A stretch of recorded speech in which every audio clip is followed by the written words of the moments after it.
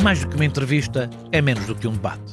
É uma conversa com contraditório, em que no fim é mesmo a opinião do convidado que interessa. É um debate em que eu perco sempre. O Perguntar Não Ofende é um podcast assinado por mim, Daniel Oliveira, o que não faz chorar. Quase sempre sobre política, às vezes sobre coisas realmente interessantes. Pode subscrever e seguir o Perguntar Não Ofende em Apple Podcasts, Spotify ou qualquer plataforma de podcasts que utilize no seu telemóvel ou computador. Também pode ouvi-lo sempre em expresso.pt/podcasts.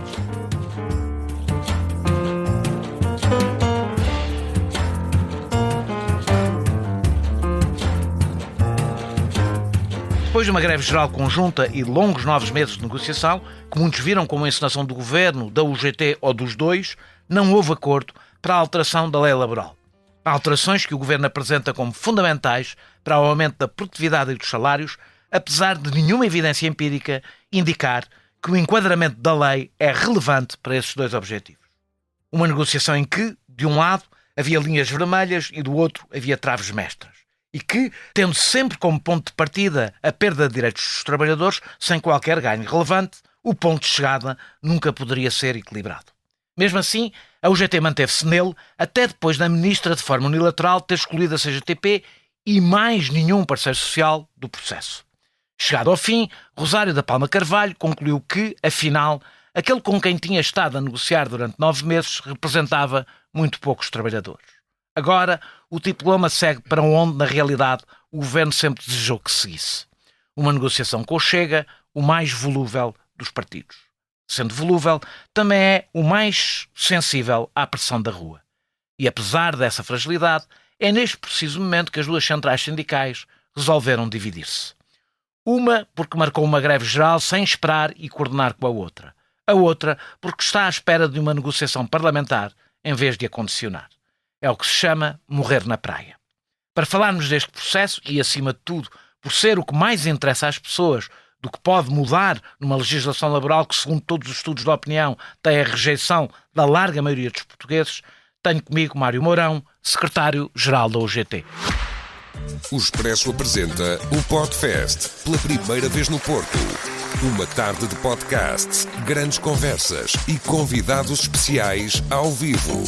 Inscreva-se já em podfest.expresso.pt, dia 29 de maio. Expresso Podfest, liberdade para ouvir. Muito obrigado, Mário Mourão, por ter aceitado este meu convite. O Governo tem dito que esta reforma laboral é central para conseguir aumentar a produtividade. A produtividade é afetada pela lei laboral?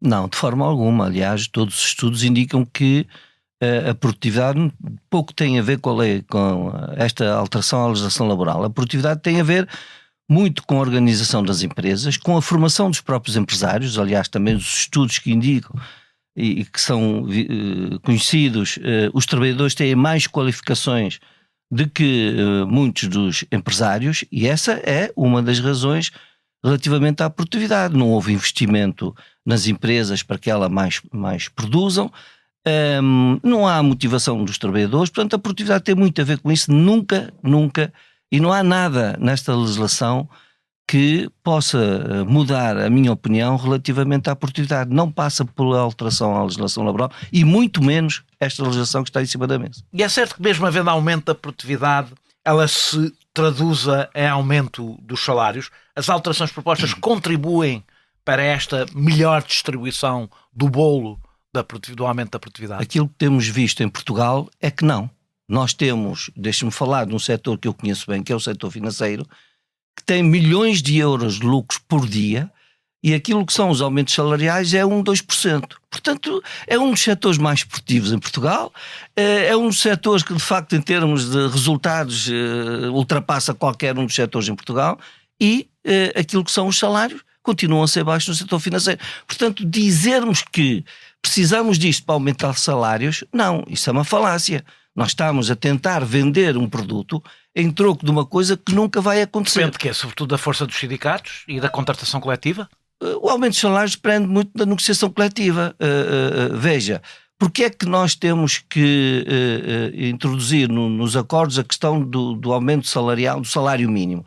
Porque se não fosse assim, o salário mínimo não crescia. Aliás, eu estive a ver números e o salário mediano aumentou, aproximou-se do aumento da produtividade, de facto, é um pouco mais baixo, enquanto o salário médio é bastante inferior, é quase metade. Porquê? Porque o salário mediano é influenciado pelo salário, muito mais influenciado pelo salário mínimo. Exato, e depende muito da negociação coletiva. Sim. E a negociação coletiva não avança, porque, quer dizer, em termos dos aumentos salariais, aquilo nós temos de ver daqui a pouco. O salário mínimo, por decreto, está a aproximar-se do salário médio.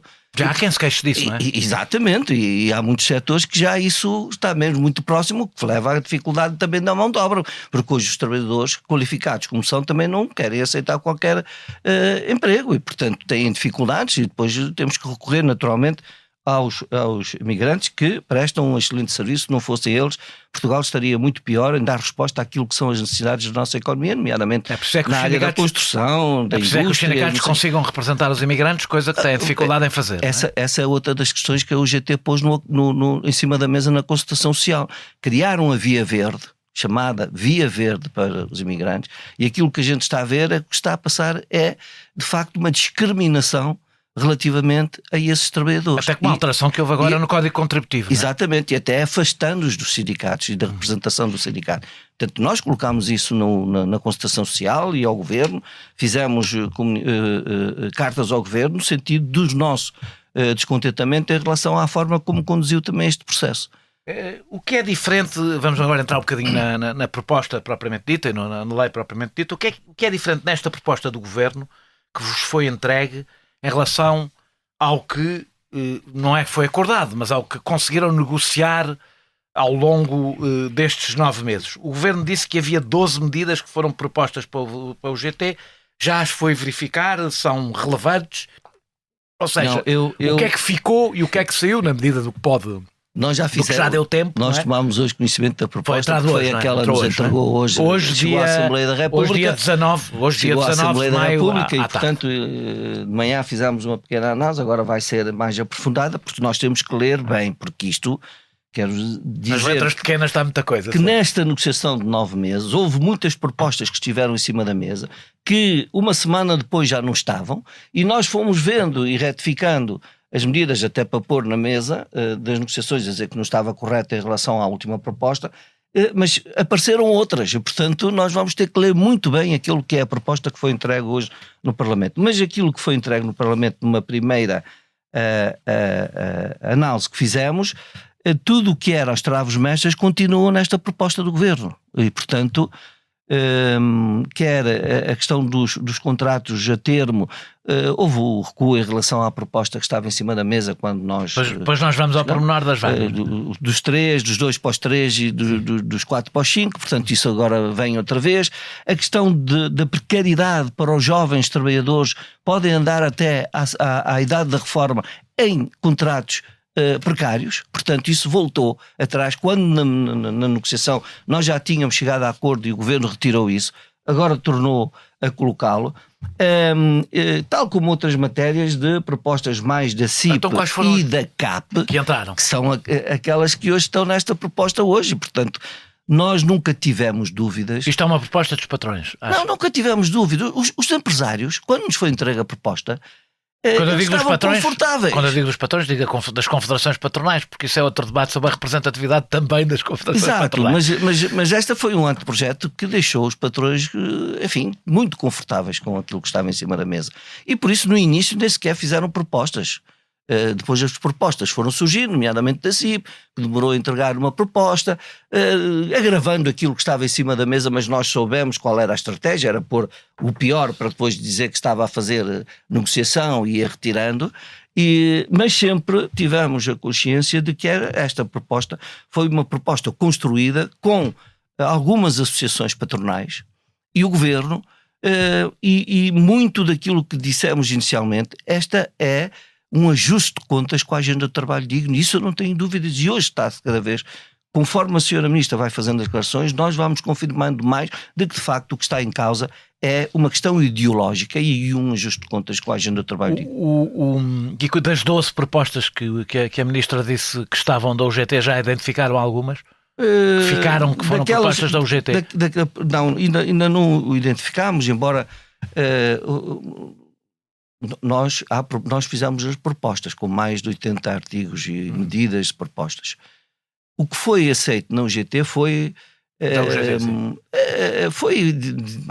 a UGT deu contributos para que atenuassem algumas medidas que estavam ali, mas não foram propostas de grande vulto. Por exemplo, a questão dos algoritmos no despedimento e na admissão. Essa é uma das que ficou, não é?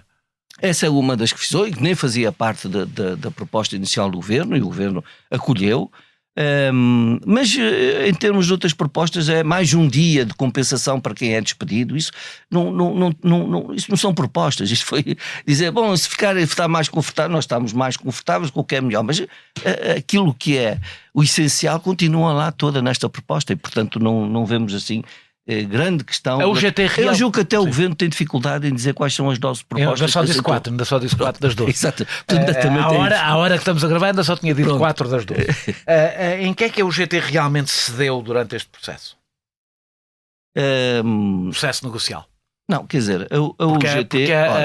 foi dito que a UGT não estava inamovível e não cedia. A UGT fez uma proposta relativamente ao Banco de Horas, que o Banco de Horas... nomeadamente se fosse para a negociação coletiva e que os sindicatos, se nós queremos valorizar a negociação coletiva, então temos que estar disponíveis para que a negociação coletiva pudesse, em cada um dos setores, assim, adaptar o Banco de Horas. Nós temos o Banco de Horas, que é o Banco de Horas grupal, em que numa das maiores empresas que existem em Portugal, como a Autoropa, tem Banco de Horas e não tem dificuldade. Aliás, nós vamos falar sobre isso mais à frente, mas há uma já vi que há uma grande confusão e muito comentário político que se faz de não perceber qual é a diferença entre existirem bancos de horas e os bancos de horas individuais, que são coisas bastante... Quando há um pico de produção, o pico de produção geralmente recorre-se ao Banco de Horas grupal, que já existe, não é? Já existe, é uma questão de fazer um referendo e os trabalhadores naturalmente... E se tiver os 60%, nós até... Do que se sabe, aliás, do que eu sei, o que é habitual é os trabalhadores aceitarem... Exatamente, aceitarem. Então, em situação de dificuldade, naturalmente os trabalhadores também querem dar respostas e querem que a empresa, enfim, cumpra com aquilo que são os seus compromissos com os clientes. E, portanto, isso não houve problemas. Portanto, agora, o que se pretende com o Banco de Horas é... tornar o trabalhador totalmente dependente da empresa e de algum patrão que tenha menos escrúpulos, enfim, até para pressionar o trabalhador a abandonar. Eu tinha isto mais à frente, mas faço-lhe a pergunta agora, já que fizemos este pequeno desvio. O Governo diz que o Banco de Horas continua a depender do acordo do trabalhador e do patrão. É este que lhe propõe. É formalmente verdade, isto é formalmente verdade. E isso é condição suficiente? O Banco de Horas e a jornada contínua, que é outra questão, serão nestas condições usados exclusivamente em vantagem para o empregador, do vosso ponto de vista, como as coisas estão? Eu aí proposta. Comungo daquilo que foi o parecer da senhora Ministra enquanto professora catedrática. Ela foi muito clara do que é o Banco de Horas. Antes de ser Ministra, antes de ser Ministra. E eu estou totalmente de acordo. O que é que ela dizia? Com aquilo que ela dizia. Ela dizia que isso era um instrumento muito poderoso para os patrões fazerem aquilo que entendiam dos trabalhadores e para reduzir os custos de trabalho. É a própria senhora Ministra que o diz, está escrito. E, portanto, eu estou inteiramente de acordo. Eu julgo que é uma das coisas que tem a ver com, de acordo com ela. Para quem não perceba, tem a ver com há uma diferença entre o grupal, que os trabalhadores têm poder negocial, e um trabalhador numa fábrica sozinho. O individual é uma pesca à linha, não é? Porque nós sabemos que sozinho é fácil o trabalhador ter que aceitar as condições, basta que seja ameaçado, vai para a rua, ou que vai, se for numa empresa onde tem, enfim, várias dependências e ir para 100 km, coisa, e portanto o trabalhador está numa situação frágil, aceita, e portanto isso fica à mercê o seu tempo da parte patronal. Com quanta antecedência? É com 3 semanas, não é? Sim. E portanto com total para que as pessoas que não têm Banco de Horas percebam, que não têm esse sistema, podíamos dizer que são uma espécie, não são horas extraordinárias porque são compensadas mais tarde, não é? Mas são pagas como horas normais, não é? Exato. Nós vivemos num país de baixos salários, em que muita gente faz horas extraordinárias para reequilibrar o seu orçamento familiar. e faz horas extraordinárias. Bom, com isto não precisa, portanto ele vai ter que trabalhar mais, mesmo sem horas extraordinárias. Claro que depois as horas são compensadas, não é? Mais tarde. Mas hoje há trabalhadores que estão para receber ainda 200, 300 horas, nomeadamente até na administração pública, que não são pagas. Nós vemos o que se passa nos enfermeiros e na área da saúde, e, portanto a gente sabe como é que isto depois funciona. Depois é difícil, porque os tribunais são morosos e, portanto, as coisas vão andando, vão-se arrastando. E tem outro perigo, a questão do banco de horas. Há setores onde essas empresas dão a isenção de horário aos trabalhadores para que façam mais 1 hora ou para que façam mais 2 horas. Vão deixar de dar, porque com o banco de horas está resolvido esse problema sem pagarem. E, portanto, é a ameaça que também parem em alguns setores e, desde logo, nas grandes empresas onde é atribuída a isenção de horário, deixará de ser atribuído, porque podem fazer mais 1 ou 2 horas, porque senão o que é que se passa hoje? Deram a isenção de horário porque não querem pagar horas extraordinárias. A isenção de horário, todos os dias o trabalhador é obrigado a ficar lá mais 1 hora, e se for a inspeção, a autoridade para as condições de trabalho não pode multar, enquanto que se não houvesse a isenção de horário tinha que multar. E, portanto, eles encontraram aqui uma forma. E, portanto, não tenho dúvidas que o banco de horas vai também afetar aqueles trabalhadores que hoje nas grandes empresas têm isenções de horário, que vão deixar de ter, porque as empresas naturalmente preferem o banco de horas individual. Que sai mais barato, não é? Então é de borla. As coisas têm sido sinalizadas por vocês como inaceitáveis, e eu vou pedir para não entrarmos em pormenor ainda, porque vamos entrar em pormenor em todas elas. São o banco de horas de individual, que aí já entramos em pormenor, portanto não vamos voltar a ele. O outsourcing em caso de despedimento, o aumento das razões para o contrato a prazo e a sua duração, e a não reintegração em caso de decisão judicial contra o despedimento ilegal. Portanto, como lhe digo, sem entrarmos em pormenores agora, não sei se me está aqui a faltar alguma questão essencial e se isto é suficiente para recusar liminarmente uma alteração da lei laboral. Se este conjunto de coisas que eu identifiquei, não sei se são todas aqui as essenciais, há de faltar aqui mais algumas, se quiser diga mais algumas, se é suficiente para dizer que isto não pode passar, se isto é assim uma revolução tão grande na lei laboral. Essas medidas não vêm alterar nada, nem vêm dar resposta àquilo que é o nosso problema, o nosso tecido empresarial. Nós temos microempresas, são cerca de 90%, micro e pequenas empresas. Não há nada aqui que responda a essas empresas, nomeadamente para que elas possam ter competitividade, para que elas possam ter escala, para que elas possam associar no sentido de criarem maiores empresas e com escala serem mais produtivas. Este Código de Trabalho, estas alterações apenas servem aos grandes grupos, não às pequenas e médias empresas. Aí vamos continuar a derrapar, porque não há soluções para isso, nem o Governo, nesta proposta. Isto vai beneficiar os grandes grupos e as grandes empresas, não as pequenas empresas. As pequenas empresas e médias empresas vão continuar, enfim, a ter que gerir aquele que é o rendimento para a empresa. Muitos dos patrões até recebem metade, são pequenas empresas, 2, 3, muitas familiares. Portanto, e isso corresponde a mais de 90% do nosso tecido empresarial. Portanto, isto é para os 10% das empresas, que muitas delas nem pagam impostos em Portugal, pagam lá fora, para que não paguem, para diminuir os impostos. Aliás, o presidente da CIP faz muito essas propostas de redução de impostos em Portugal, desde logo também a TSU, o IRS, enfim, pagar mais à custa dos impostos do Estado, não à custa daquilo que as empresas está a falar, por produzem. exemplo, da proposta do 15º mês... A proposta do 15º mês, que surgiu há 2 ou 3 anos, com o pacto social que a CIP queria apresentar e que teve a apresentar também com a UGT, foi apresentar à UGT, o 15º mês é um engodo, não é um salário, é até um salário. E é voluntário, não é? Portanto, um trabalhador que ganha 920 euros, se receber 50 euros, já estão a cumprir aquilo que a CIP está a propor. Posso dizer que é uma espécie, porque depois isso não paga TSU, não paga... Exato, não paga TSU, nem paga... É aquilo que nós costumamos chamar de pagar por fora, mas legalizar o pagar por fora, não é? Exato, portanto, isso são as medidas que veio com o 15º mês. Por acaso ainda nem vi se estava nesta proposta, ainda não vi se há alguma coisa desta proposta.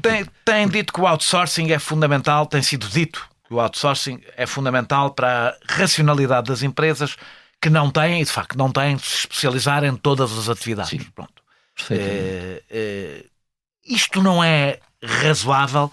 Parece-lhe que a sua proibição em caso de despedimento é um travão a essa racionalidade? Ou seja, porque o que está em debate, mais uma vez, não é, ao contrário, também hoje está o comentário, se há outsourcing ou não há outsourcing. É se pode haver outsourcing, que foi uma alteração que existiu na agenda do trabalho digno, que proibiu o outsourcing, penso no ano seguinte, até um ano depois da empresa despedir aquelas pessoas, coletivo. fazer um despedimento coletivo. Acha que impedir o outsourcing nesse caso não põe em causa a racionalidade do funcionamento das empresas? Não, elas têm funcionado com aquilo que está hoje no código. Portanto, porque é que se pôs a questão de um ano? Porque houve um abuso relativamente ao outsourcing. No dia houve, olha, mais de um dos setores que eu vou dar o exemplo, que é o setor financeiro. Na década de 90, 2000, foram milhares de postos de trabalho que foram banidos do setor financeiro. Foram banidos. Milhares, 30, 40 mil trabalhadores que foram para a rua. E no dia seguinte as empresas estavam a contratar as empresas de outsourcing. E, portanto, e hoje na discussão que fazíamos nas negociações que mas isso não é racionalidade económica? Contratar fora o que se pode fazer fora? Deixa-me fazer aqui o trabalho do advogado do diabo. Para alguns serviços, provavelmente sim. Eu digo, por exemplo, para a segurança, para a limpeza, para a alimentação, sim, mas quer dizer, se há empresas que têm hoje cozinheiros, podem resolver o problema sem despedir os cozinheiros. Isso já foi resolvido também. Se tem, o problema aqui do outsourcing é o abuso que se faz dele. Eu deixo-me dar A ministra disse para quê? A ministra disse numa entrevista para que é que queria o outsourcing. Disse que era mesmo porque seria mais barato. Exato. E é verdade. O problema do outsourcing é isto. Até puseram a questão do core da empresa, ou seja, o objeto social da empresa. Bom, podíamos aqui então pôr aqui aquilo que fosse o core da empresa. Não era permitido o outsourcing, a não ser depois de um ano do despedimento. E nós perguntámos o que é o core na banca. O que é o core da banca? Por exemplo, para atualizar os dados, é uma empresa que faz isso. Os caixas é uma empresa que faz isso. Quem trata dos processos da aquisição da habitação é uma empresa que faz isso, em alguns bancos. Então o que é o core da empresa? É a administração? É os grandes negócios? Portanto, o abuso e qual é a desvantagem para os trabalhadores desse outsourcing? Por exemplo, até agora eram obrigados aos trabalhadores que estivessem a fazer o outsourcing a aplicar aquilo que era o ACT da empresa. ACT é o Acordo Coletivo de Trabalho. Isso caiu.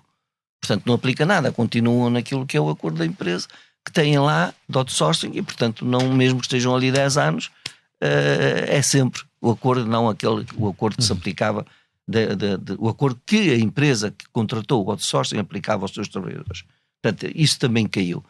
Agora, o outsourcing, para nós, nós até estávamos disponíveis a reduzir dos 12 para 8, 10, portanto, que pudéssemos ter aí uma forma de nos aproximarmos. Ou seja, a vossa posição é impedir que haja um despedimento para contratar uma empresa externa. Coletivo seja contratada uma empresa para substituir os trabalhadores que foram despedidos. Como nós sabemos, até algumas que contratam as mesmas pessoas numa empresa, exato, numa empresa externa. Os trabalhadores depois até vão para essa empresa e vêm ganhar menos. Como não é? E depois, alguns, como estão perto da reforma, depois o Estado vai pagar a reforma, as empresas até vão pagar menos porque eles já têm a reforma e depois dizem, não, vocês já têm a reforma, agora aqui tem que ser diferente. E, portanto, nós, nesta proposta, há também, relativamente aos reformados, o contrato de que pode permitir um abuso dos patrões a dizer, você tem a reforma, portanto aqui tem que ganhar menos. Portugal é dos países com maior precariedade laboral na Europa. Curiosamente, o Governo aumenta a duração dos contratos a prazo e as razões para eles existirem. Faz sentido falar de eternização dos contratos a prazo, aliás, que já falou aqui, ou esse risco foi ultrapassado? Voltou à proposta, como disse há pouco. Voltou à proposta, ela tinha caído, o tempo indeterminado o Governo aceitou retirar. O tempo indeterminado, para quem não tem acompanhado, significa isto, ou seja, que uma das razões para o contrato a prazo é nunca ter tido um vínculo. Um vínculo efetivo. E, portanto, isso volta novamente à proposta. Ou seja, aquilo que foi o anteprojeto inicial está lá outra vez nesta proposta, como se nada tivesse acontecido. Porquê é que acha que é esta obsessão por... Há um consenso nacional sobre que nós temos precariedade a mais. Claro. Há um consenso técnico de que é impossível apostar na formação dos trabalhadores. Os trabalhadores ficam 3 anos numa empresa, não é? Racionalmente, nenhuma empresa investe na formação de um trabalhador que sabe está de passagem. E porquê é que acha que há esta insistência numa coisa que parece haver um consenso político de que é um problema? Eu não consigo perceber. Provavelmente muito por influência de alguma associação patronal que lhe interesse num determinado setor, porque vivem desta precariedade. Não há um vínculo, mas é mau para as empresas, é mau para as empresas, não é? Eu julgo que sim, que é mau para as empresas, mas quer dizer, o outsourcing eu ainda consigo perceber que há um conflito de interesses. Exato, okay. exato. Aqui a empresa também não tem grande vantagem em ter permanentemente os trabalhadores A empresa provavelmente, pendurados. Quanto menos tiver trabalhadores com vínculo, mais livre está de mandar a qualquer momento o trabalhador embora, porque, enfim, e daí a precariedade permanente do trabalhador. E por outro lado, só por uma questão ideológica, eu não consigo compreender por que razão, sabendo, o governo tem a obrigação de saber que Portugal é um dos países com maior taxa de precariedade que tem. Portanto, aquilo que foi a Agenda do Trabalho Digno até deu exemplos de que menos precariedade, maior competitividade tinham as próprias empresas. Portanto, não percebo, não há... Eu julgo que esta proposta não tem qualquer fundamentação para que ela apareça. Não há nenhuma razão económica, não há nenhuma pressão externa, não há nada, mas ela aparece. Porquê? Porque quando as coisas estão a funcionar, a economia a crescer, bons resultados, a bater nos históricos de pleno emprego, não é? De pleno emprego, porquê? Porquê esta proposta? E quando há muitos empresários que dizem que esta proposta não lhes serve para nada, só vem trazer conflitualidade à sua empresa, nem sequer querem esta proposta. Portanto, também do lado patronal não há um consenso alargado sobre a proposta que está em cima da mesa. Tem-se falado pouco nos recuos em relação às plataformas digitais que vão no sentido oposto ao que está a acontecer, aliás, no resto da Europa. Sim. Nós fizemos em Portugal houve uma aprovação de uma lei que ia no sentido do que está a acontecer no resto da Europa e agora há um recuo nessa matéria, que tem a ver com a presunção de laboralidade. Isto é um palavrão que afasta logo as pessoas, mas mas isto não tem estado no centro do debate. É porque estes trabalhadores não têm a representação sindical, que isto não tem aparecido nos debates sobre o Código Laboral. E isto afeta muitas pessoas. Não, nós colocámos essa questão durante a negociação e, portanto, houve ali uma discussão. O governo também acolheu algumas das nossas sugestões, mas não as mais significativas. Portanto, o governo acolheu a senhora ministra estava ali, se ficasse assim. Portanto, isso não é uma proposta. Fomos a dizer, ficava melhor assim. Sim. Não é uma proposta. E, portanto, mas estamos longe daquilo que era a proposta que a UGT tinha nessa matéria, porque é um setor... Houve uma grande resistência das empresas a alteração que foi feita nesta área.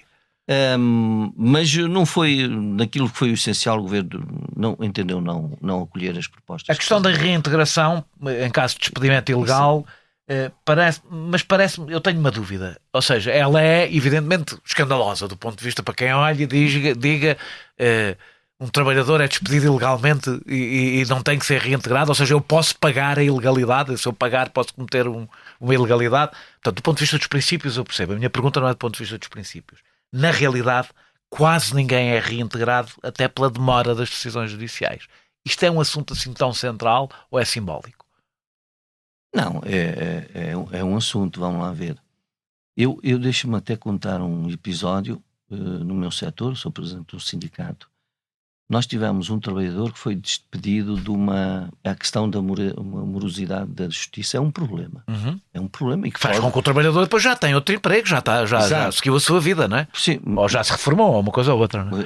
Mas há ainda um número significativo de trabalhadores que pretendem ser reintegrados. E até porque sobretudo é uma questão de dignidade. Sobretudo nas grandes empresas, não é? Sobretudo Nas pequenas, grandes. geralmente não há ambiente Claro, para uma pessoa mas voltar. também nas pequenas empresas, nas microempresas, não é obrigatória a reintegração. A reintegração não é obrigatória. Há essa exceção. Tem razão. Ela agora é que põe as médias e as grandes empresas, porque só estavam as microempresas.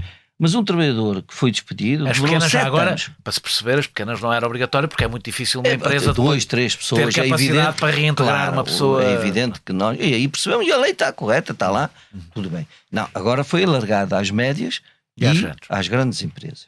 As grandes empresas não precisam disto, porque são grandes empresas que podem pôr outro dia no outro lado qualquer. Eram vários exemplos, até, engraçados, mas. Os patrões, porque é que queriam a não reintegração? Um trabalhador que é despedido injustamente tem um problema. E este trabalhador que eu conheço, que teve 7 anos para que a decisão saísse, ao fim de 7 anos o tribunal deu-lhe razão e ele foi reintegrado e quis ser reintegrado. Porque ele disse, eu perdi a minha família, tive que vender a minha casa, separei-me da minha mulher, perdi os meus filhos porque foram viver, tive que voltar à casa dos meus pais. Para mim, até a própria família estava em dúvida. Será que este gajo foi mesmo despedido porque merecia, não sei o quê? É uma questão de dignidade das pessoas. É uma questão de dignidade. Um trabalhador que é despedido passa por tudo isto e ao fim, isso não aconteceria, porque 1 ou 2 anos ou 3 anos, ele, conforme vem a proposta, pronto, era mesmo, não era reintegrado, recebia mais umas coroas e mesmo ia embora nisso. Mas em ambientes pequenos isto é um problema, porque as pessoas, quando uma pessoa é despedida, começam a ver, bom, porque é que este tipo foi despedido? Este tipo ou meteu a mão ao prato, ou há qualquer coisa que não funciona. Portanto, está a falar de uma questão de justiça, não propriamente de uma questão prática. É dignidade verdade, humana. Mas é verdade que a maior parte dos trabalhadores não acabam por não ser reintegrados, não é? Exato, mas isso hoje é uma decisão do trabalhador, não é da empresa. Portanto, é uma decisão do trabalhador. Porque é que vamos passar essa decisão para o patrão e não ficar no trabalhador? A remissão abdicativa, as pessoas já adormeceram quando eu disse estas 2 palavras, mas eu vou explicar que significa que o trabalhador pode, no momento em que está pressionado para receber a sua indemnização, para ir embora, receber a sua indemnização, seguir a sua vida, aceitar, não receber o que está em dívida. Isto é o que é a remissão abdicativa. Com o que está em cima da mesa, há garantias mínimas de que essa pressão não vai existir, ou seja, para o trabalhador aceitar não cobrar o que lhe é devido, para que as pessoas percebam, férias que estão em dívidas, horas extraordinárias, depois outras coisas. Pronto. O trabalhador tem a direito. Pronto. Mas no momento que ele está a renunciar, como é que fica a lei? Nós propusemos, por exemplo, que porque a lei o que a lei agora é, isso tem que ir, tem que ser decidido em frente a um juiz, não é? É assim? Estou a dizer bem? Não, isso... Não, estou a dizer mal. Isso, agora não pode abdicar. Ele pode abdicar, mas... É isso, não pode abdicar, mas aquilo não tem valor. Não tem valor nenhum. Legal. Aqui há um notário. Sim. Portanto, desde que fosse um notário... Bom, há empresas que têm notários lá dentro, até porque se for a um banco, os notários estão lá quase permanente, porque têm que fazer escrituras, têm não sei o quê. Bom, isto é fácil dar a volta para o trabalhador. O notário não é um juiz, não é? Exatamente, e o notário não vai dizer, olha, isto é injusto, vai confirmar se ele está a assinar ou se não está. E, portanto, o valor tem pouco, por isso é que nós não acrescentamos ainda fosse perante uma estrutura sindical, ou a Comissão de Trabalhadores, ou o sindicato, que pudesse estar presente para ver se o trabalhador, até para dizer ao trabalhador do que é que ele estava a renunciar. Não foi aceito e ficou pelo notário e, portanto, é outra das traves mestras que o governo não estava disponível. O governo fala bastante de flexibilidade e compara-nos com a Alemanha para falar dos salários, mas tem uma contratação coletiva Alemanha muito mais intensa. Eu estive a ver os números, 3 em cada 4 trabalhadores alemães estão na prática, porque aqui não interessa as contratações coletivas que existem, as negociadas e que estão em vigor. Nós é 1/3 para aí dos trabalhadores, penso eu, que estará abrangido na prática por contratação coletiva, com contratos coletivos que estão em vigor. Sim. Mesmo, que estão a funcionar. Portanto, tem uma contratação coletiva muito intensa, que funcionam como âncora salarial, como dizia, para 3/4 dos trabalhadores alemães.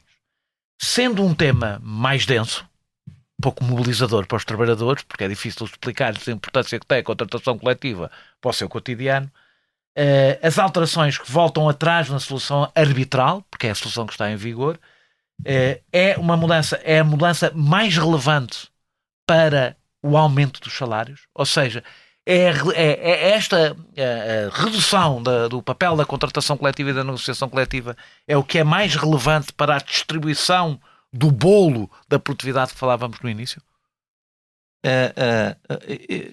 Das propostas que surgem aqui neste ano de projeto, é um ataque à negociação coletiva, isso não tínhamos dúvidas. O que é uma contradição com a comparação permanente com a Alemanha, óbvio, não é? É óbvio. Mas gostam muito de comparar com os outros países. Mas é de comparar algumas coisas, não todas. Portanto, aí a gente percebe perfeitamente porque é que vão buscar esses exemplos, mas depois, enfim, naquilo que devem ir buscar, nem sequer querem falar. Mas a gente percebe. A negociação coletiva sai mais fragilizada neste ano de projeto. Porque é a negociação coletiva, é através da negociação coletiva que o poder de compra dos trabalhadores aumenta. E através da intervenção dos sindicatos. Porque senão o poder de compra estagna. E nós vimos o que foi estes anos, a questão do salário médio e a questão do salário mínimo. Houve ali compromissos plurianuais para que houvesse esta progressão. Nós estamos a voltar atrás. Quer na negociação coletiva. Neste caso, ou seja, a solução que tinha sido encontrada, que era uma solução ela própria de meio termo, não é? Claro. Que era a ver, porque houve uma altura em que estava em vigor, os sindicatos, se era positivo, não as queriam mudar e, portanto, não havia negociação na realidade, ficava aquele contrato. Pois houve uma altura que eles passaram a caducar, que é como vai passar a ser agora outra vez. Os patrões deixam caducar. Agora caduca 7 anos, 7 anos caducam todos. Portanto, daqui a 7 anos não vai haver contratação coletiva. Exatamente. Porque os patrões, por raio que os patrões vão negociar, se podem decidir sozinhos, não faz muito sentido. É óbvio, portanto, isto é um ataque à negociação coletiva. O que estava em vigor, porque a maior parte das pessoas não saberá, o que estava em vigor era uma solução arbitral, não era? Exatamente. Como é que era? Como é que funcionava? Tinha que, de facto, o tribunal arbitral, tinha que ter, havia vários patamares no sentido... Antes de caducar, não é? Antes de caducar. Desde logo também a intervenção da própria DGERT. Tudo isto sai, tudo isto cai. Portanto, caduca automaticamente ao fim de 6 ou 7 anos, ainda não vi como é que está agora, provavelmente ainda estará pior do que aquilo que estava na mesa, mas nós negociámos e depois ao fim de 7 anos vamos ver o que é que os patrões querem, se querem negociar ou se não querem. Aliás, eles nem precisam negociar, empurrando com a barriga, porque como estava agora, se fosse provado que uma das partes não quisesse negociar, portanto era alguma das questões que também era avaliado para a caducidade. Agora não. Basta empurrar, não negociar e aceitar, daqui a 7 anos cai mesmo isto e não se aplica. E, portanto, isto é de facto um ataque à negociação coletiva e aos sindicatos. Aliás, não sei porque é tanta preocupação relativamente aos sindicatos, porque até dizem que a representatividade é muito baixa, mas pelos vistos continuam a ter medo mesmo da representatividade baixa que dizem que os sindicatos têm. Essa é outra das matérias que, relativamente a este anteprojeto, é grave para a negociação coletiva e não fomenta o diálogo social que tão falado pelo governo. Há um aumento dos setores em que tem que haver serviços mínimos durante as greves e a redução da capacidade do trabalho sindical nas empresas, das empresas entrarem dos sindicatos entrarem em empresas que não têm sindicalizados, ou seja, dos sindicatos conseguirem sindicalizar pessoas onde não há sindicalizados. Isto corresponde a uma tentativa de tirar poder aos sindicatos? É contraditório com a ideia de garantir aumentos salariais, como falámos, depende obviamente da capacidade de representação dos trabalhadores. Qual é o objetivo exatamente destas alterações? A dos serviços mínimos ainda se conseguirá perceber, provavelmente vai dizer-me que não, porque pode-se considerar que há alguns abusos, não sei se há, se não há. Porque se o Tribunal Arbitral não declara serviços mínimos, às vezes até por questões de segurança, não tem a ver com a lei. Uhum. Pode decretar. Quando foi aquela greve que o Sr. Primeiro-Ministro fez a declaração... Mas ferroviários. Mas isso é uma tentação de todos os governantes, que também governos anteriores do PS o fizeram. Essa tentação vem sempre da parte dos governantes. Mas há o Tribunal Arbitral. Pode declarar os serviços mínimos. Pois não os declara. Isso não tem a ver com a lei. Tem a ver com... a forma como é avaliado cada um dos processos. O que está agora não é generalizar os serviços mínimos. Todos os setores mesmo aqueles que onde não é necessário haver serviços mínimos, passa a haver. E, portanto, é generalização, é tirar este direito a milhares de trabalhadores que, através dos serviços mínimos, que não era justificável que houvesse serviços mínimos, que passam a estar obrigatoriamente em serviços mínimos. Compreendo a importância dessa, mas perturba mais a ideia dos sindicatos não poderem entrar nas empresas onde não há sindicalizados, porque isso denuncia qualquer coisa, denuncia mesmo uma vontade de ter sindicatos fracos. É verdade. O que não é muito habitual, pelo menos os governos confessarem. Como é que a empresa sabe que tem lá um trabalhador que não é sindicalizado? Ele pode ir pagar a cota diretamente ao sindicato. Falaremos disso quando há muitos que o fazem, eu sei. Porque não querem que o patrão saiba que está sindicalizado.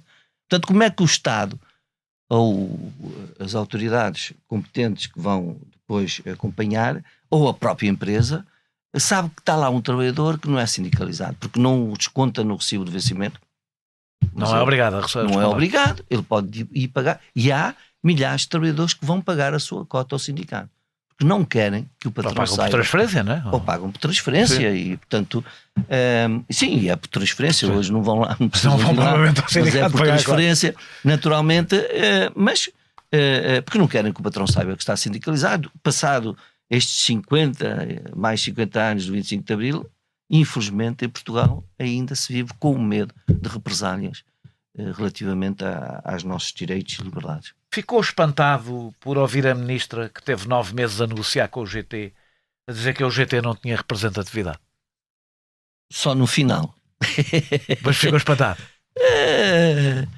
Não, porque eu acho que é um bocadinho desconcertante ter passado 9 meses a falar com uma pessoa que se considera que não tinha sequer representatividade, quer dizer, mas a senhora ministra, portanto isso tem a ver já com a reação da senhora ministra, não ficou muito satisfeita com a posição da UGT, mas paciência, só por isso é que eu admito que a senhora ministra tenha feito estas declarações. Mas há um problema, há um problema de provavelmente teremos que anular todos os acordos que foram feitos com os governos anteriores, porque não tinha representatividade para tal. Há um problema de sindicalização em Portugal. Acho que isso é evidente. Sim, os números de 7%, do que eu tive a ver, os números de 7% são o setor privado e apenas as descontam no vencimento. Exatamente. Segundo as contas que eu vi, andará à volta dos 15%. Sim. Aqui estão, não contando com os reformados, já agora, por exemplo, no seu setor tem um grande que são sindicalizados. No seu setor, o setor bancário tem um enorme peso, o setor bancário e financeiro, mas Exato. Não contando com esses, serão 15%. Andará próximo dos 20% na administração pública. Imagino que andará próximo dos 10% no privado. Isto agora já estou a mandar um bocadinho para o ar. Sim. Pronto. Porquê? Porque estão os tais que descontam diretamente, que descontam eles e os 7% são os que estão no recibo dos patrões. Mas, independentemente disso, 15% é pouco. E 10% no setor privado é muito pouco. E a minha pergunta, e é muito menos do que já foi, sobretudo quando fazemos as comparações, que já foi muitíssimo maior. Foi uma queda, queda muito rápida neste século. Bastante rápida neste século. Há um problema de sindicalização em Portugal e que parte desse problema é a responsabilidade dos sindicatos. Ou seja, nós sabemos a parte que é a responsabilidade da maior precariedade, etc. Razões várias. Mas há uma parte que os sindicatos têm que fazer meia-culpa ou não. Sim, é verdade. E qual é essa parte? Os sindicatos têm que mudar a sua estratégia de sindicalização. Hoje há, quer queiramos, quer não, temos situações novas no mundo do trabalho. Hoje há pessoas que estão em teletrabalho e estão em casa, não estão onde os sindicatos não têm o acesso. E, portanto, depois da pandemia, naturalmente, essa forma de trabalho imperou muito nas várias empresas. E, portanto, há cada vez formas que dificultam mais o acesso à sindicalização. E os sindicalistas não estão muito distantes dos trabalhadores, muitas vezes. Os sindicatos é a estrutura de proximidade junto dos trabalhadores, por isso tem que estar próximo dos trabalhadores. Mas também é verdade que a negociação coletiva não tem ido ao encontro daquilo que são as expectativas dos trabalhadores quando pagam a sua cota sindical. E depois temos outro problema. Hoje nós negociamos os contratos, no meu setor isso acontece, todos os anos fazemos negociação, ainda agora está a decorrer o clausulado e a tabela salarial, e apesar da taxa de sindicação ser elevada, 80%, 90% no setor financeiro. Muito por causa do SAMS, não é? Isso Sim, pesa bastante. Não é? Ou seja, a minha pergunta quando eu estou a falar de SAMs é se os sindicatos não têm também eles próprios começar a oferecer. Eu vou-lhe dizer. Não é oferecer serviços, não é? Não são empresas, não Nós têm que servir a temos. empresas. Mas, apesar de tudo, esses serviços haver o retorno. correspondem a uma ideia de comunidade. Claro, não é? tem que Pertença. haver o retorno daquilo que é a cota que o trabalhador paga.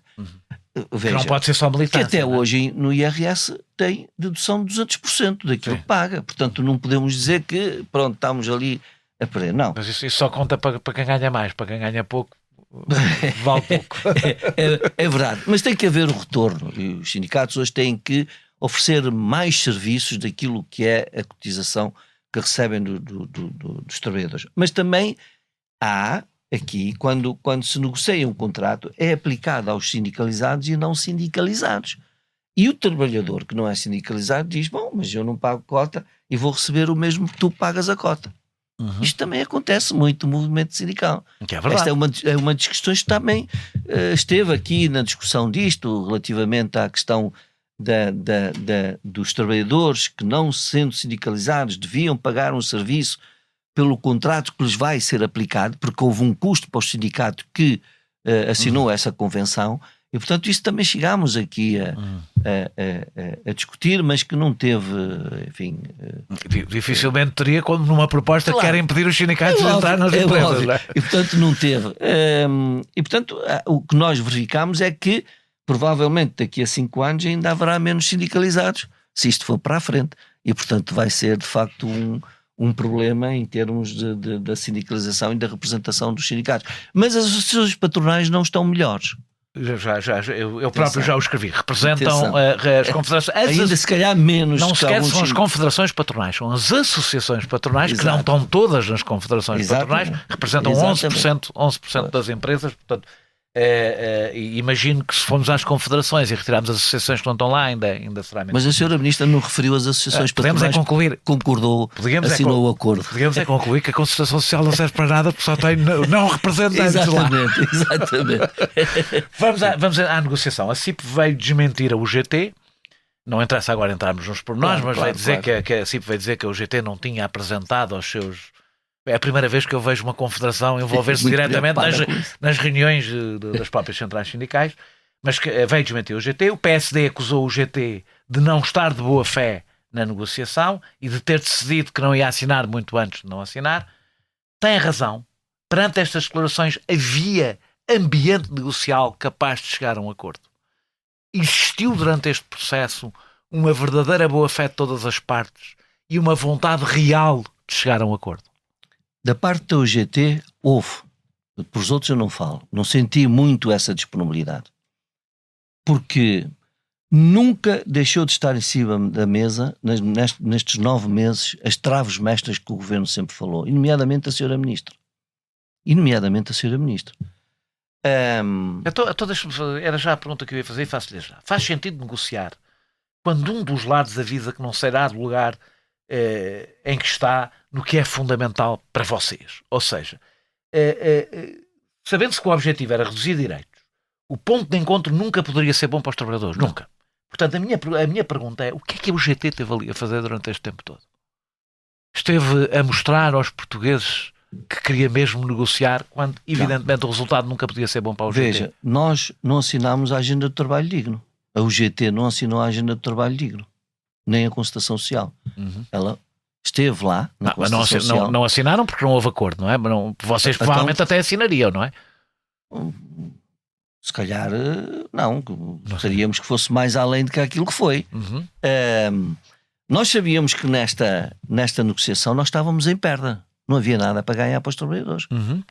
Esta proposta é tudo em perda. Então há um processo negocial que possa começar com desse ponto de vista? Pode. Porque uma negociação é isto. Os momentos que os trabalhadores até têm poder negocial acrescido, por causa, como é nada, acho que as pessoas percebem, quando há pleno emprego, os trabalhadores têm mais poder negocial, não é? Porque são os patrões que estão à procura de trabalhadores, não o contrário. Como é que se começa um processo negocial que se sabe que vai ser para perder no momento em que se está em ganho? Nós forçamos um processo negocial para negociação, para fazer negociação, através do diálogo. E sempre da capacidade que teríamos para tentar mudar a opinião de uma das partes. E isso conseguiu-se em algumas matérias. Por exemplo, quando a UGT partiu para a greve geral, o governo, já andávamos há 3 meses, julho, agosto, setembro, outubro, novembro, dezembro, há 5 ou 6 meses, e a UGT pedia ao governo que nos mandasse a proposta corrigida daquilo que tinha sido os contributos que a UGT foi dando e que foi aceito nessas reuniões. E o governo recusou. Foi quando a UGT disse, bom, se o governo não entrega, é a altura de irmos para a rua. E fomos para a greve geral. No dia em que eu informei a senhora ministra que ia para a greve geral, a senhora ministra entregou este documento. Este não estamos a ver, mas... Não estão a ver, mas este documento tem aqui a jornada contínua como um direito um direito para as mulheres com crianças até aos 12 anos. A majoração das férias. Um direito, 3 dias. Que depois desapareceu. Portanto, nós tínhamos consciência que valia a pena estar a negociar porque poderíamos influenciar no sentido de que a proposta que fosse para o Parlamento, apesar de tudo, seria muito melhor do que aquela Mas acreditou que era possível chegar a um acordo? A um acordo geral e final? Quando me sento a uma mesa, eu só deixei... Não estou a dizer se acredita em geral na vida. Estou-lhe a perguntar se acreditou neste caso. Eu, quando vou para a mesa de negociações, eu acredito. Estava a dizer que acredita em geral na vida, não está a dizer que acreditou neste caso. Eu acredito senão não me sento à mesa. Eu vou dizer porque é que estou a insistir nisto. Eu tenho a sensação, é uma sensação, sim, que foi necessidade de garantir a unidade interna da UGT, mantendo os TSD no barco, que levou estes meses de conversa sem destino. Ou seja, onde o ponto de partida era tão mau para os sindicatos que... E a confissão da própria ministra de que não tencionava mexer nas coisas que eram essenciais para os sindicatos, quando uma pessoa se senta à mesa para negociar e diz: eu não vou mudar tudo o que para ti tem importância.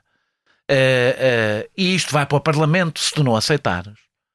O normal é ir-me embora, porque vou estar a fazer perder tempo os outros e a mim próprio. E eu tenho a sensação que só não se foram embora porque os TSD não queriam ir embora juntos. Eu discordo, ao contrário que muita gente pensa que isto não valeu. Sabe porquê?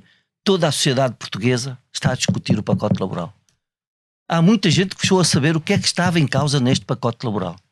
Há muita gente que me disse e que eu ouvi dizer para estes tipos da UGT não assinar porque isto é mesmo mau demais.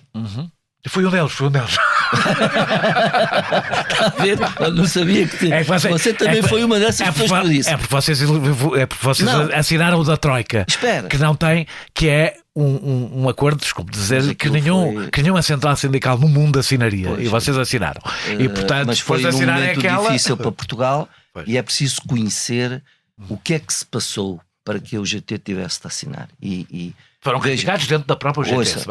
Eu assinei um memorando de entendimento com o Milênio BCP em que reduziu os salários aos trabalhadores. Sabe porquê? Porque a DGCOM, que era a troika da banca, dizia: se o BCP não aceitar aqui, ou manda 1000 trabalhadores embora para a rua, e se não o fizer, nós fechamos o banco. Sim. Eu assinei um memorando de entendimento que reduziu o trabalhador, reduziu os salários acima dos 1000 ou 1200 aos trabalhadores, que depois foi reaver. Quando o banco esteve melhor, o banco devolveu esses valores aos trabalhadores. Eu assinei. Agora que estão muito bem, vocês estão com salários brutais, imagino, não é? Está a ver? Não. É por isso que eu digo, nada disso não é para pagar melhores salários. A gente sabe quem é que tem os melhores salários. Que importância 53% é a diferença entre... Vamos lá. Que importância é que teve a unidade da UGT neste processo? Garantir a unidade do UGT, que importância é que teve neste processo? Tem muita importância. O UGT é uma central sindical de diálogo, a sua matriz é de diálogo e de concertação.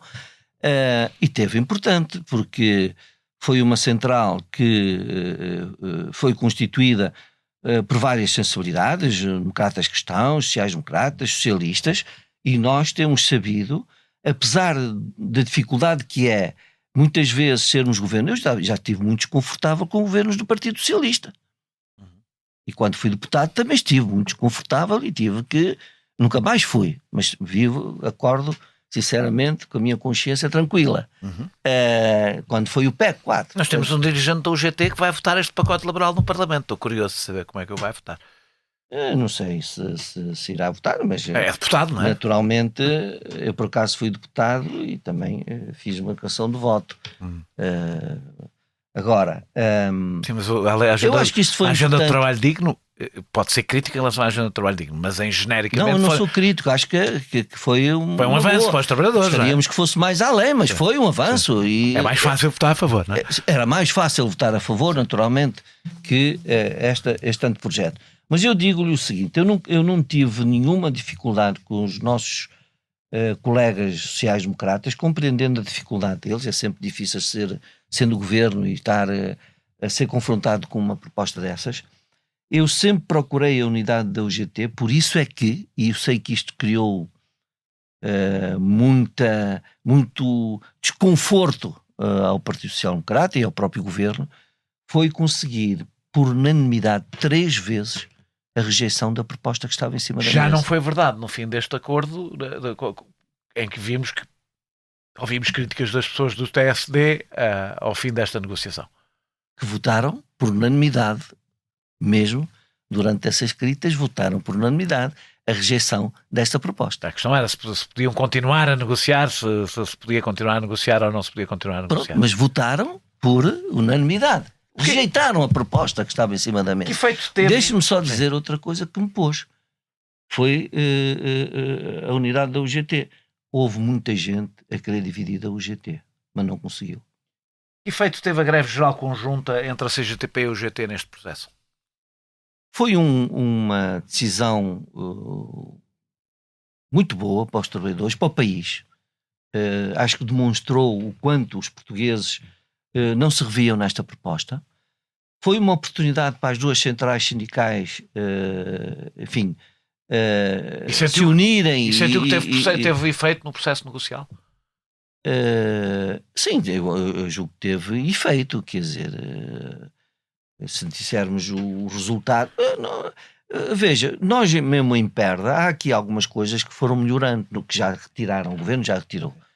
Se houvesse acordo, provavelmente era a proposta que iria para o Parlamento, mas para nós era insuficiente assinarmos um acordo com aquilo que estava em cima da mesa, nomeadamente com as traves mestras. É óbvio que foi muito importante essa luta que fizemos e foi determinante para que a negociação à mesa com o governo e com os patrões continuasse, porque, como eu já lhe disse, para mim uma negociação, eu quando entro numa negociação, eu vou com a esperança de que os argumentos que vamos pondo vai servir para melhorar a proposta que está em cima da mesa. E que eu gostava que a proposta que hoje fosse para o Parlamento fosse muito melhor que a proposta que foi apresentada em julho de 2025. Acha que a CGTP devia ter esperado para marcar a nova greve? Isso é exigível quando a UGT participou numa negociação em que, por decisão unilateral da Ministra, participaram todos, menos a CGTP?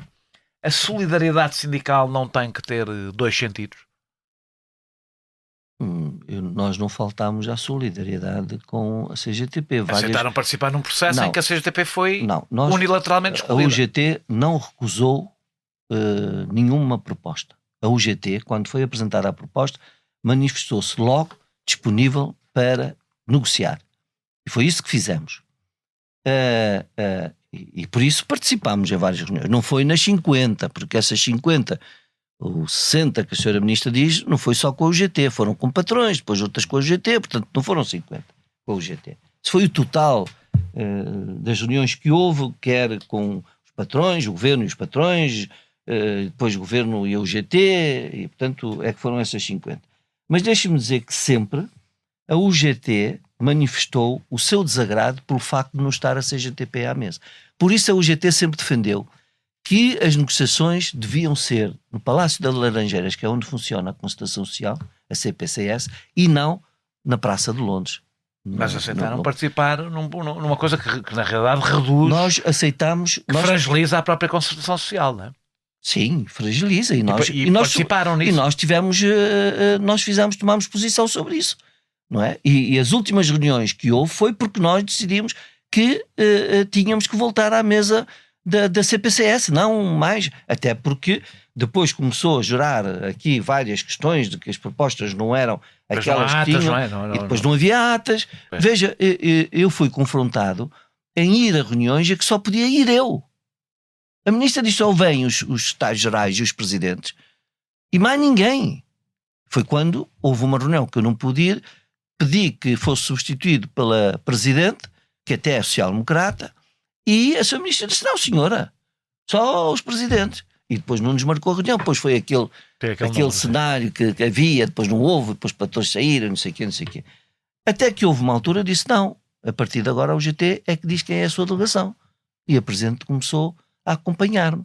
Portanto, a presidente teve depois, eu só participei em 2 ou 3 reuniões, depois disso, todas as reuniões que houve, a presidente, que é a vice-presidente do PSD e é presidente dos trabalhadores sociais-democratas, sempre participou nas reuniões. Voltamos à minha primeira parte da pergunta. A CGTP deveria ter esperado pelo GT coordenado como coordenou a primeira greve geral? Uma greve geral deve ser bem preparada e nós temos que preparar os sindicatos, não é? Marcar a greve e depois eles que venham, se quiserem. Nós temos que fazer a preparação, foi isso que fez com que a greve que fizemos tivesse sucesso e calhou muito bem. E acha que esta não vai ter? Participamos. Neste momento, veja, não significa que não haja sindicatos da UGT que vão estar na greve e vão fazer provavelmente alguns pré-aviso de greve e, portanto, isso sempre aconteceu. Não foi possível a CGTP chegar a acordo quanto ao dia, o dia marcou, estava marcada. Eu, em conversas que tive com o Tiago e falamos, o Tiago Oliveira, estará aqui para a semana, que o Tiago disse que estavam a desfazer essa discussão e eu disse ao Tiago que ainda estávamos à mesa de negociações e ainda era cedo para irmos para uma greve geral porque isto ainda não tinha entrado no Parlamento. Depois do Parlamento há um mês para discussão pública e depois os partidos ainda vão discutir e nós vamos continuar a nossa luta junto dos partidos. Aliás, já estamos a preparar os pedidos, reuniões aos partidos para também lá irmos dizer quais foram as nossas propostas que não estão aqui contempladas. Também eu tenho uma certa perplexidade.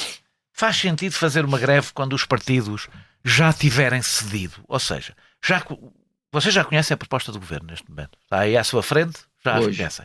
Hoje, mas pronto, já a conhecem. O que é que falta mais?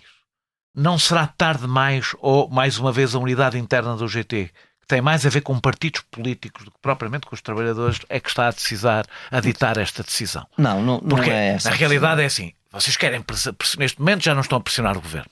Neste momento a vossa pressão não é sobre o Governo, a proposta do Governo está feita, está aprovada pelo Conselho de Ministros. Agora a vossa pressão é sobre os partidos. Sim. Mais concretamente... Mas eu não vou fazer uma greve contra os partidos. Não é contra. Mas o Governo também já não tem sobre isto nenhum poder, porque isto já está na Assembleia da República. As greves não são contra, são para pressionar, são para conseguir resultados. É preciso mostrar, vocês como sindicalistas querem mostrar aos partidos, aos deputados, aliás, quem aprova a lei laboral, seria sempre quem aprovaria a lei laboral, mesmo que tivesse havido acordo na consultação social, só vocês querem mostrar aos partidos a rejeição por parte dos trabalhadores. E os partidos até são tendencialmente mais sensíveis a isso do que os próprios governos. E a minha pergunta é, se estão à espera do último dia, do dia em que os partidos vão votar, se não é um pouco tarde demais para fazer uma greve? Não, primeiro os partidos não vão votar já. Primeiro isto vai à votação na generalidade, depois vai à discussão na especialidade, na Comissão de Trabalho. Aí ainda vão continuar a acolher sugestões e contributos. Eu já vi discussões nesta legislatura em que houve propostas do Governo que foram chumbadas no Parlamento, não foram aprovadas e, portanto, partidos que não têm nada a ver um com o outro, que são completamente antagónicos, e aprovaram propostas que foi possível chegarem a acordo. Eu já vi muita coisa, já vi alguns líderes de partidos dizer que isto era preciso haver, de facto... alterar a legislação do trabalho, mudar o mundo do trabalho, mas também no dia seguinte, depois... Há que é especialista nisso. E, portanto, veio dizer o contrário, que isso não pode ser assim.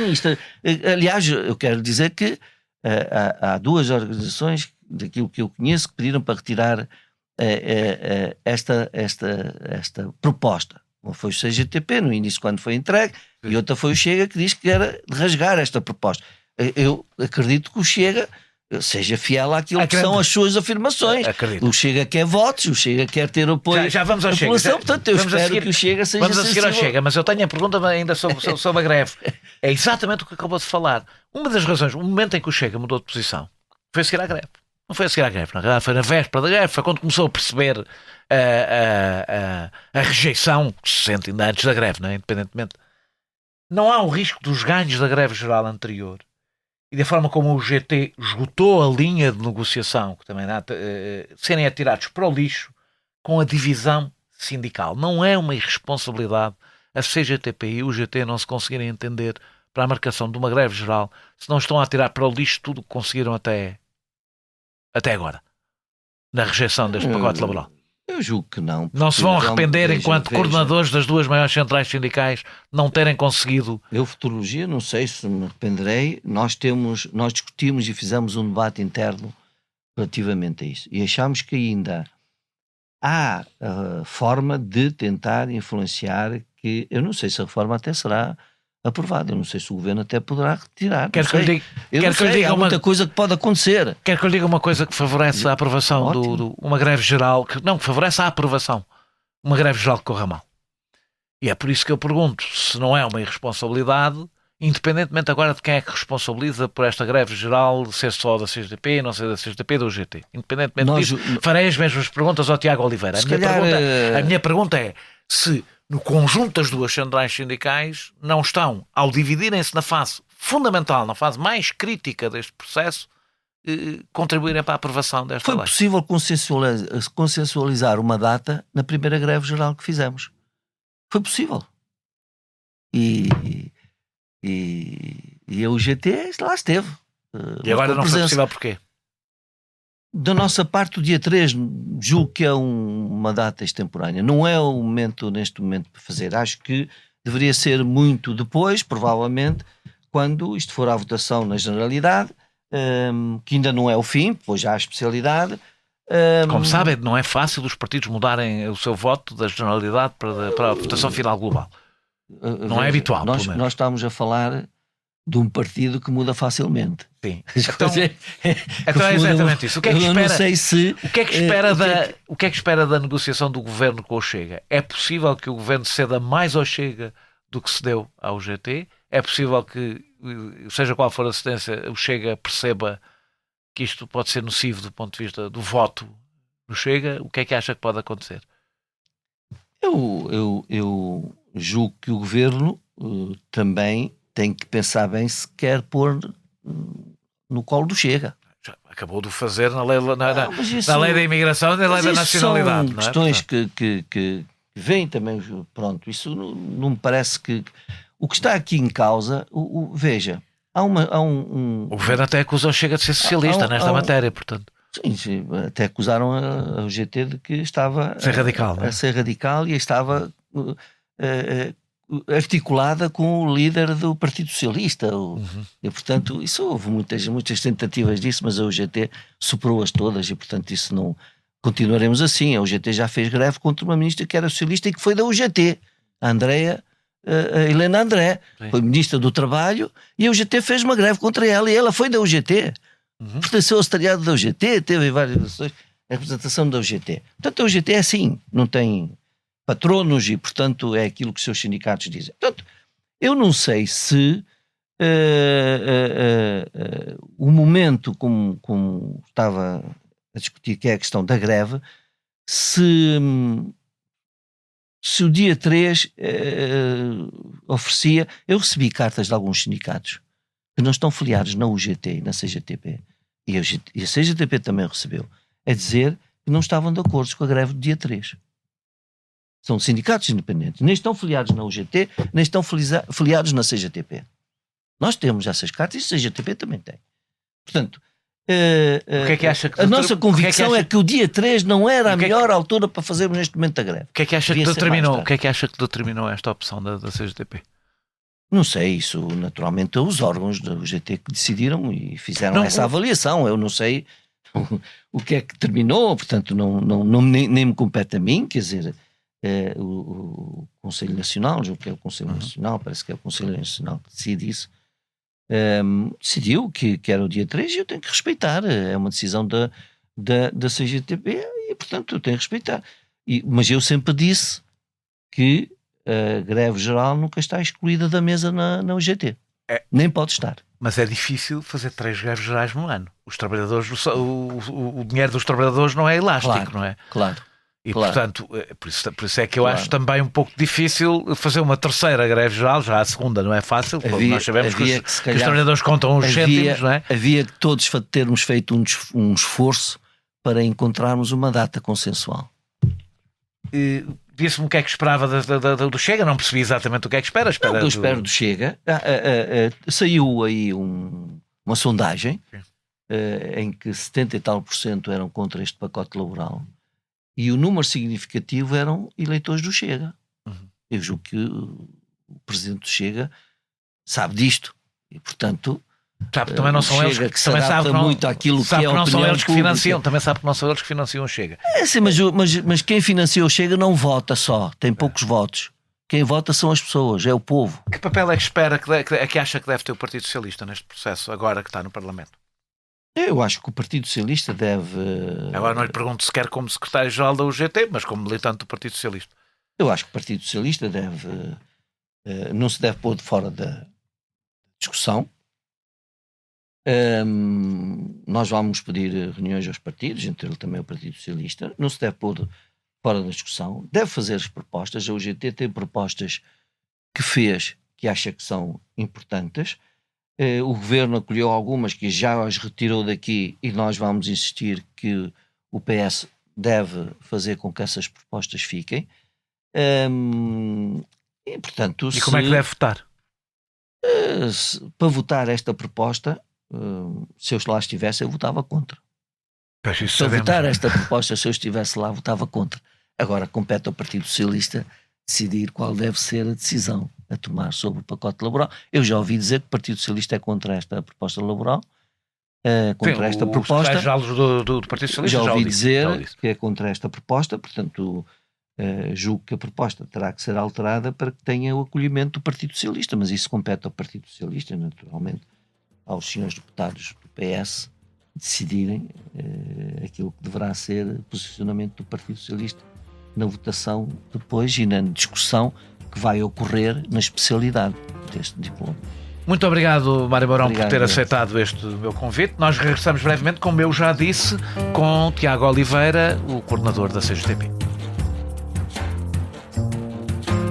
Este episódio teve a produção e edição de João Martins, música de Mário Lajinha, grafismo de Tiago Pereira Santos a partir de ilustração de Vera Tavares.